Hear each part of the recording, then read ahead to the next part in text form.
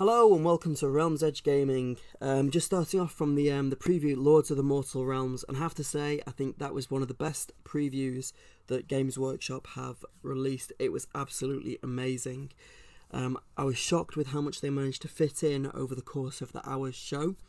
For the gaming systems of Warhammer Age of Sigmar, we had a little bit about Warhammer Underworlds and also more on Warhammer Quest. It was absolutely phenomenal, and what we're going to do is we're just going to take some time together to go through what was revealed, discuss how we feel about certain things, and I'd love to get your opinion too. So if you're not already subscribed to the channel, it would be brilliant if you could do so. If you could drop a comment below saying what you thought of the reveal show, that would be amazing as well, because I'd love to chat with you below. So it goes on to say that we've got death, destruction, light, darkness, and everything in between. And that was no kind of understatement. They really did. And it kicked off with the Lumineth. Now, I do collect Lumineth, and I have to say, it just seemed like the army doubled in size. It was absolutely crazy. So, it said, last year, I can't believe it's a year already, the new faction came to the Mortal Realms, the Lumineth Realm Lords. And it went on to kind of add a whole host of other units. So we've got the Venari Blade Lords. Now these really do remind me of From the World That Was. The High Elves. I really like with the Lumineth in particular, what they've done is they've kind of taken the aesthetic of the High Elves and the colour scheme, and they've really kind of Age of Sigmarified it as well. So the kind of designs are so much crisper. The colour scheme is nice because it's a nod back to the world that was. But the actual poses of these, absolutely brilliant. I really like the kind of back banners that they've got on. In the live stream, they were talking about the banner designs, and from what I can gather is that the details actually are sculpted on, which is great, from at least from my perspective, as I kind of struggle to do like freehand banner designs. But I'm sure if you didn't like that, you could always use a bit of green stuff to fill it in. So that's just one of the Venari sword blade lords. And we've got this one. I really like the pose of this one. I like the kind of crouching down, and from what I can gather from what they were talking about is I think that they'll have a kind of skill set where you can really tailor them to the enemy that you're fighting.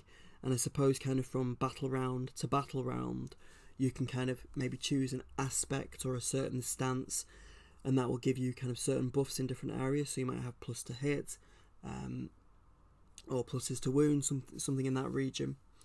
But the unit size was quite small, but they definitely look like most of the Lumineth, like an elite unit. The crazy thing was that this wasn't just the kind of, this was literally like the tip of the iceberg for the Lumineth release. I really like this one with the two swords in the hand. Again, the stance is really good. It just really kind of, it tied in with the past release with the Lumineth, but I just think that they've pushed the boat out even further in terms of their designs. A lot more adventurous. I just think it's really interesting at the moment for Age of Sigmar, and in particular the Lumineth Realm Lords. Again, thinking back to the world that was, we've got the Venari Star Shard Ballistas. The High Elves used to have like a repeater crossbow, but this looks just brilliant. I really like how you've kind of got the lanterns around the outside, which apparently gives some kind of protection or ward for the people that are manning it, so that they can't be as easily targeted by shooting. Again, this kind of reminded me of the wind spirit that we saw from the Dead and the Divine, that was coming up from the kind of hurricane.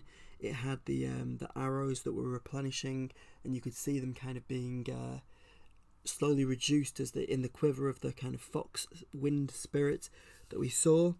I just think it looks brilliant. And again, with the rules, when they were talking about them in the live stream, they were saying how much as the kind of the world that was in the Warhammer Fantasy, when you fired these giant kind of bolts, these repeater bolt throwers, you could go through multiple ranks of people, and they kind of alluded to the fact that this was something that you were able to do rule-wise as well. And when they were playing this video, I've kind of like refrained from playing it due to copyright. There was something that popped up, and there was this like scenery piece, which was this one, and everyone in the chat was saying, "Oh, I hope it's something we can buy. What is it? What is it?" And it actually is. So this is the Lumineth Realm Lords scenery piece, and I absolutely love this. I think it's brilliant. And the kind of reasoning behind it was that they said that it kind of encapsulated all 4 elements. Like you've got your stone, you've got your water, you've got your air as well. They were saying about how like the wind would be buffeting it as well for the Lumineth Realm Lords. I just think the detail on this is brilliant, and definitely will be adding this to my army. I have to say, like, from in my opinion, the endless spells I am not too keen on for the Lumineth Realm Lords. With the runes, I don't know why, I just would have preferred something else. But this really hits the nail on the head. I just think it's absolutely fantastic. I like the symbol there and the way it's been painted with the richness of the blues. We've got the kind of trees and the rocks and the kind of pale, almost kind of marble-esque stonework there with the kind of bluish greenish glow. I just think it's absolutely brilliant.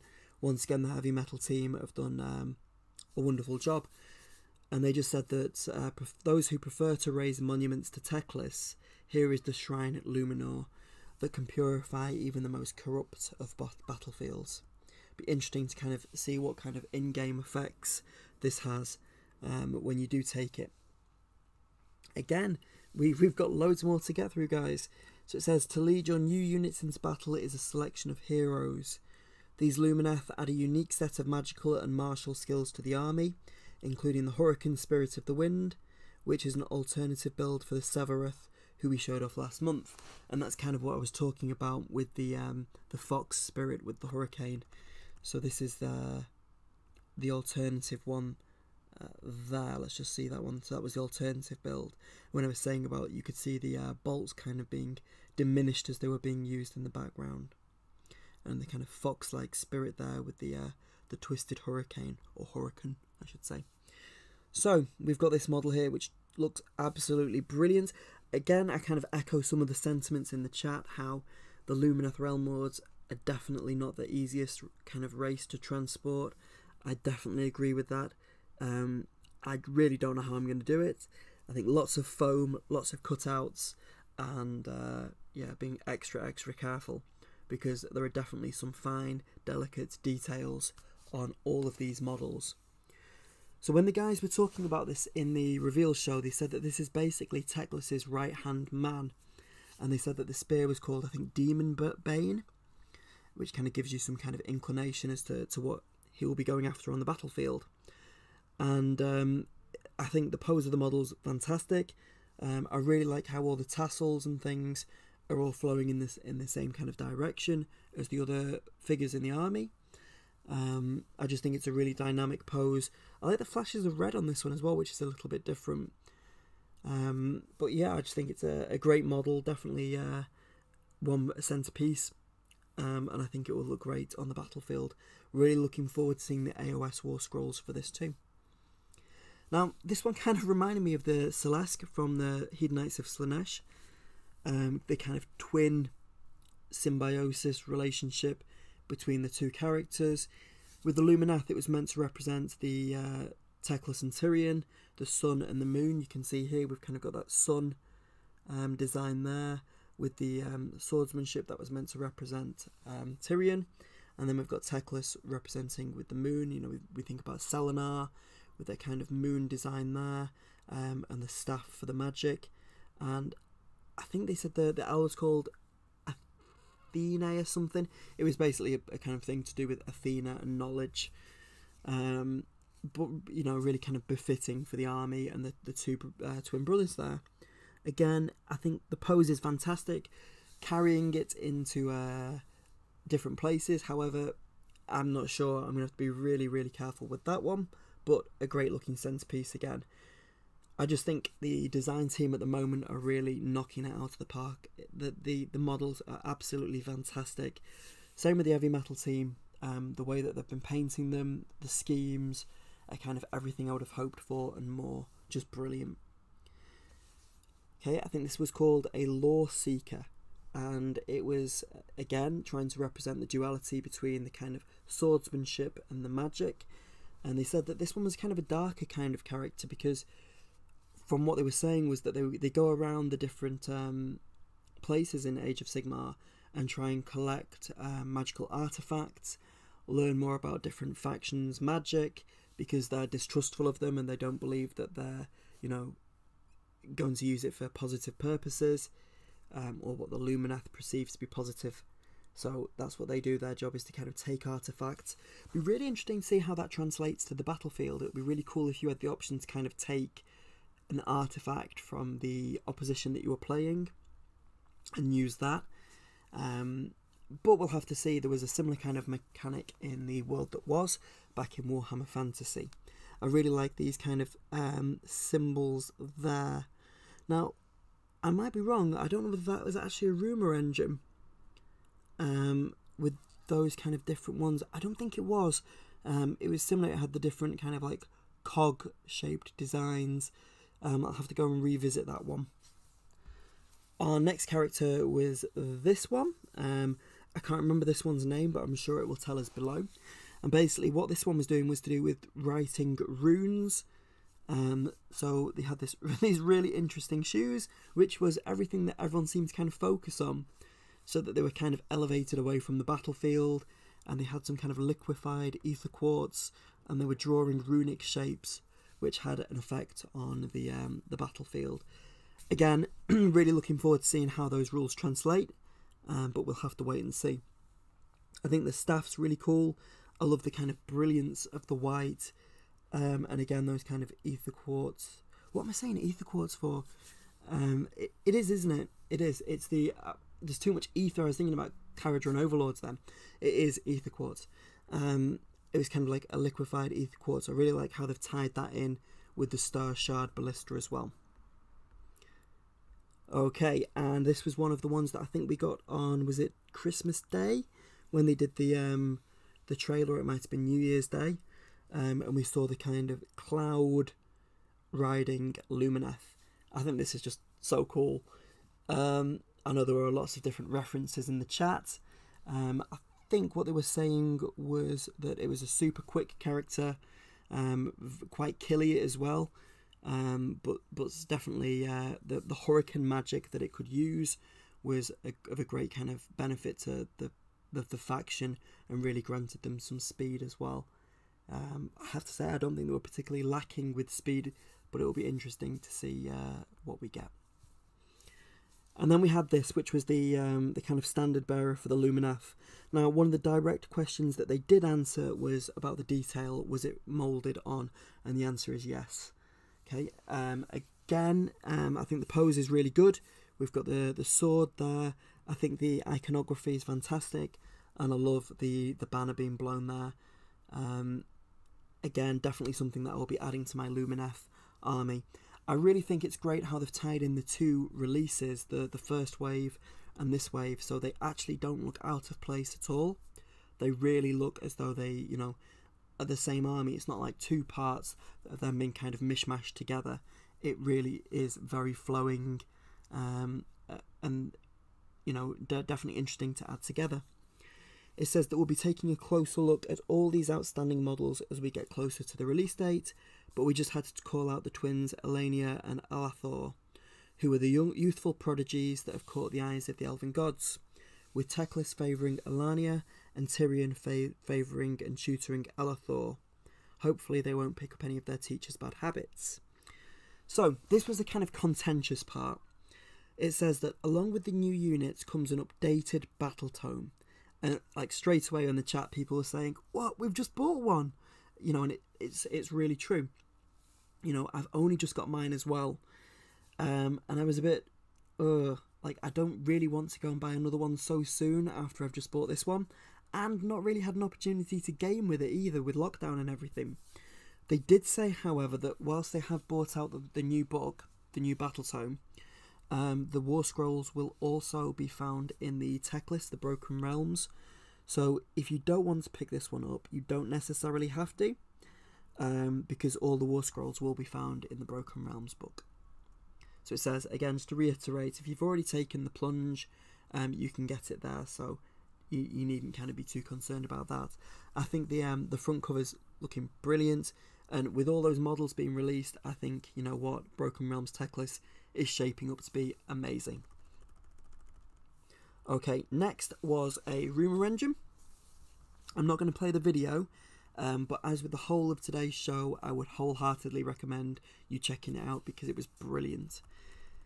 And this model was cooler than I thought it was going to be, I'll be honest. So when they released the kind of shadowy kind of rumour engines and the build up to the preview show, this was one of the silhouettes, and like when you just saw it as a flat 2D image, I kind of thought it's a bit strange that I couldn't get how these chains were interacting with these parts, but now seeing it as a whole, it really does make sense and it looks great. And I think loads of people kind of recognise the hand there with the skull and the kind of shadowy kind of, or might be a soul coming off it, is one of the rumour engines. So what it is a new Nighthaunt character, and it is called Krulgast Cruciator. And they're once mortals. I believe they were once torturers, as befitting of Nagash's ire. He thinks it's interesting to then make them torturers in real life. What they do is they kind of dole out this torture, and no doubt that will have some kind of effects on the battlefield. It's great to see Nighthaunt kind of getting a bit of a boost. Really, really good to see. And it is such a cool model that fits in really, really well with the current range. I really like the helmet design there. I think that's brilliant. You've kind of got the distended jaw there, which looks great. And you know what? I just think it's going to look brilliant when it's painted up and on the tabletop for people. So already it's like, oh wow, how much things have we already been given? But it didn't stop there. It really didn't. So this was one of the other kind of silhouettes that we got in the build-up to the preview show. And it was Gardas Steel Soul.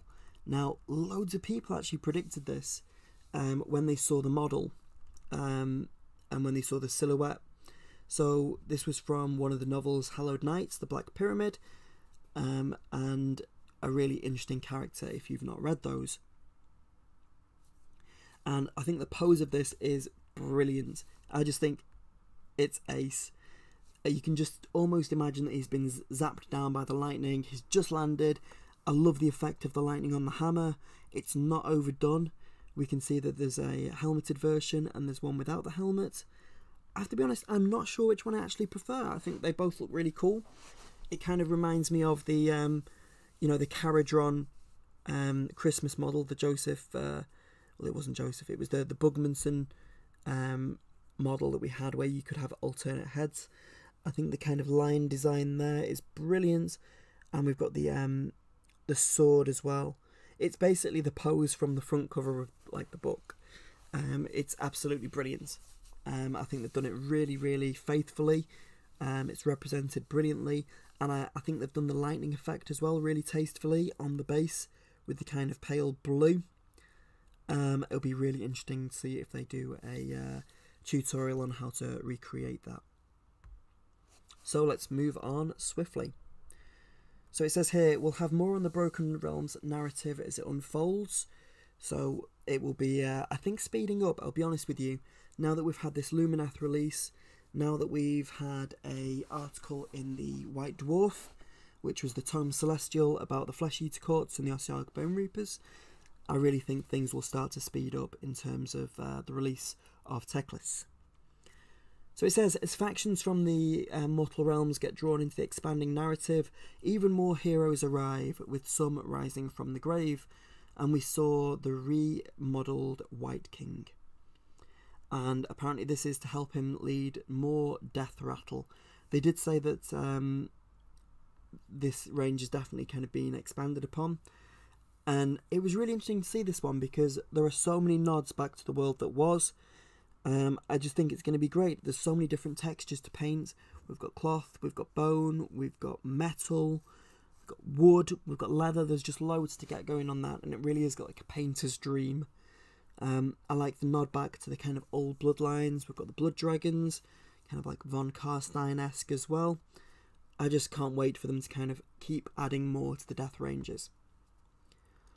What was interesting with today was that we didn't actually see a Mortark either, so I know we've got 5 currently, so that means if there's 9 Mortarks that there are 4. I'm sure that Games Workshop wants kind of leave some room for manoeuvre so that they can bring out some more in the future. But it just kind of did make me think it was interesting that we've not yet seen another and a kind of specific faction to go with them. We then moved on to Warhammer Underworlds, and this was the Mob of Mork. Now, you might have seen some of my videos that I've been doing each week, and we've been taking a look at the warband. It was Headcracker's Mad Mob. We got to see the remaining figures, and there are 4 in total. Now, I thought this was a brilliant warband. Now actually we see it in its entirety, it really is great. And definitely kind of a great addition to a Savage Auric faction. One of the questions that was asked was, where is the string from the bow? And the answer that was given was that it's up to you kind of if you want to model it in, that there's been great debate as to whether to do it or not. I know some models have it and some don't. But the general consensus was that if you want to add it in, you can do, but there wasn't any kind of reasoning other than it was, you know, quite fragile, quite tricky to do, and that it was kind of up to the person to decide whether to add it. I've just noticed here, I really like how they've kind of put the teeth through there. It looks like some kind of giant maw. Each time I look at these models, like, I do notice something a little bit different. This one, I have to say, is my favourite, and it reminds me of Wurzag. So in Orcs and Goblins, there used to be one of the named characters called Wurzag, and it just reminds me of him. He even had this kind of mask with the feathers, but you know what? The design on this is even better. He even had the, you know, the staff with the totem as well. I hadn't noticed, but people were saying that there is a snake around his arm as well. Kind of a bit of a nod towards the savagery. We've got feathers. I think there's only one character that didn't have the feathers, which I thought was a bit unusual. We've seen Tooth Dagger before. It was this one. I don't think, unless there's some on his back, but from the front I can't see any feathers there, which I thought was a bit unusual to kind of tie them all together. But you know what? A really, really good, varied mob there. They did say it was interesting because the war band, or the Mad Mob, have kind of got heavy hitters in close combat, they've got shooters, and they've got magic. So they're actually quite a diverse unit. We then looked at Warhammer Underworlds, which was kind of another kind of starter set there. Don't think that was too interesting, if I'm honest. It was more kind of aimed at people getting started. Not too sure why they would choose that over Diachasm, but you know, each to their own. Maybe when they release a little bit more about that, it might be a bit more appealing. We then move on to Warhammer Quest, the Cursed City, and they didn't disappoint with this one. They didn't hold back at all. Now, we've been kind of teased a character a week, and I really thought that was something that they were going to continue to do. They didn't. They literally just said, right, this is the box, this is what's in it, there we go. Short of telling us the price of it and the release date, they pretty much gave it all, which is great, you know. And I think there's a kind of a fine line between building hype over time and then kind of like losing the audience a bit, whereas with this, it's kind of, this is it. And it looks brilliant. It looks better than Warhammer, you know, Blackstone Fortress. I just think the amount of characters, models you get in there, Warscrolls, is just amazing. And the figures themselves are wow. So we'll just talk about some of these. One thing that kind of did strike me was a lot of these models. There was a talk about Warhammer Age of Sigmar and Azir, and that really gives me hope that we will see some kind of more orders of Azir, more human faction in you know, the Warhammer universe, the Age of Sigmar universe. I did do a video not too long ago about humans' role in AOS, where I talked about how it would be great to kind of have more humans prevalent, and this definitely is something that kind of gives me hope about seeing more in the future. Got a Caradron Overlord there with a kind of harpoon weapon. They did say that the way that the characters get into the game is via the Caradron Overlord. One of their ships takes them in, which I thought was interesting. I've got the Kanothi. I just think he's the coolest model. Like, he's got such swagger, and with the kind of pistol there. Apparently he's got heirloom weaponry. The people did say in the comments that he kind of bears more than a little passing resemblance to Drake. But you know, we'll have to see how he is in the Cursed City. And then we've got this guy who, if I'd have seen him, I wouldn't have said that he was one of the good characters. But you know what? I think from the lore perspective, they were saying that he was part of the Ulfan Khan hierarchy, but then decided that what they were doing was immoral and took a path away from them. So I guess he's kind of going to be one of the characters that looks like something from Shaiish, maybe wields some kind of death magic. Definitely an interesting character. We've got there one of our rumour engines. She's a mage who works on purification for Sigmar.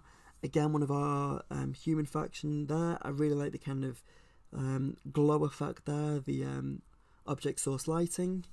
We've got someone who I believe eats the dead. We've got one of the kind of ogres. He definitely looks like someone who's going to be handy in close combat. And then we go on to some of the Gribblies and monsters that we might meet. So we've kind of got bat swarms, and we've got rats. Rats definitely seem to play a part in this. We said that, is it Torgilius can see through the eyes of the vermin, so we can keep an eye on the different people who are in Ulfan Khan. Now, they did go into some clarification with these because people thought they might be orcs. I think kind of myself included, I wasn't too sure. They are ogres, apparently, and they are part of the, I think, is it the overlords of Ulfan Khan. Another rumour engine there. We've got the rat with the key. We've got Ulfan Watch skeletons, and we even see the whole kind of set of these. We've got another rumour engine, which was the shield. I think these skeletons look absolutely brilliant. I love the kind of raggediness of the cloaks, and I think this is something that Games Workshop are doing even better than ever, really. The kind of textures that they're getting is fantastic, and it really kind of gets me excited when I think about Clan Eshin and some of the kind of more death factions that we see in the future, how they can kind of show movement and use space really well. These were some of the dead walkers, the zombies. I think this one was our Halloween model there that Johan was running away from. Bit of an interesting one, this one. People were asking, why have they all got graves on the back?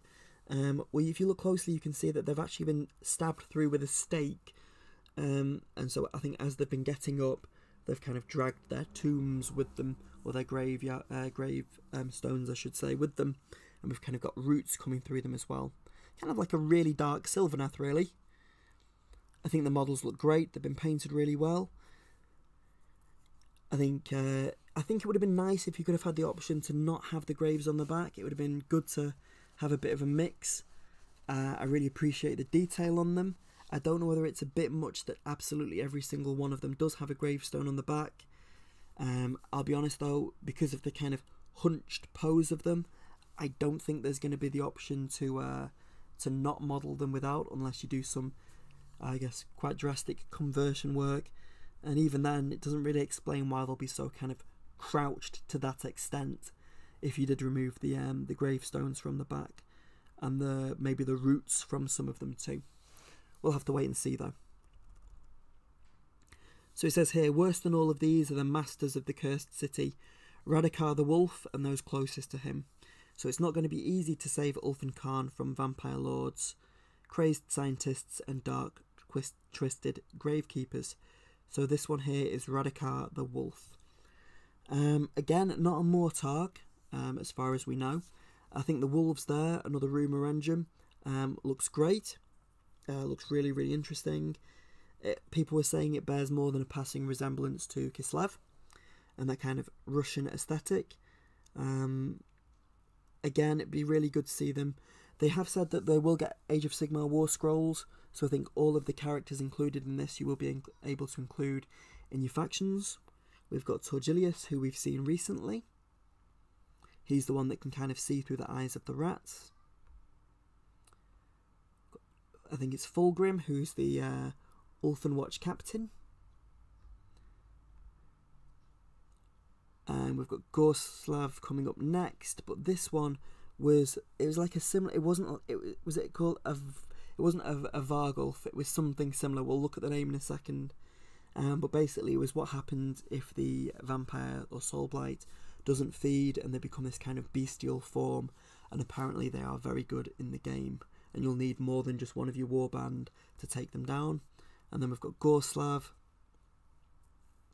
And then a couple of these, I think they were called Bloodborne, which were basically vampires that haven't yet kind of managed to adapt to their affliction, and they just kind of hunt and feast on people. It kind of reminds me of the Flesh Eater Courts, where they've got the one of the Ghoul Kings, kind of, I think it's a Ghoul King, posed on the masonry, but really dynamic poses. I expect these guys are going to have really good movement, but I think they are a great looking character. Again, another really super dynamic pose. So it says here, along with the incredible models, you're going to get boards, objective markers, rulers, and all tokens and dice that you need to play. So it's an absolutely mammoth box there. Does make it interesting to think what the price point's going to be. We'll have to wait and see. It's going to be released alongside a book by C.L. Werner called Cursed City. I think a lot of people predicted that, to kind of give a bit more of a backstory. And then lastly, we learned that it's not just the undead who oppose the mortal realms heroes though. So I think this is more to do with Age of Sigmar and not Cursed City. Something demonic is on the way, and it is going to be Be'lakor. Now, there was a Broken Realms narrative bit of fiction that came out, and there was lots of talk as to whether it would be Malarian, because there was a shadowy figure on the throne, kind of really reminiscent of that Broken Realms story in Marathi, where the Stormcast is saved by someone shadowy with bat-like wings, red eyes, and you know, who really helps him. And it looks as though it's going to be Be'lakor.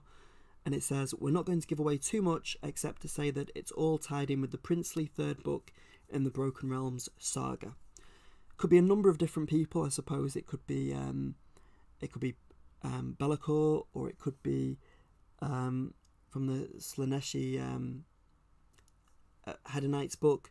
It could be, I can't remember his name, the really vain one, Sigvald, it could be maybe him. We'll have to wait and see though. I'd love to get your views below. Please do drop a comment, and as I said, if you've not subscribed, that'd be brilliant. I hope you enjoyed the preview today. Tell me what you think of it too, and hopefully we'll speak soon in the comments below. Thanks for joining me. Bye-bye.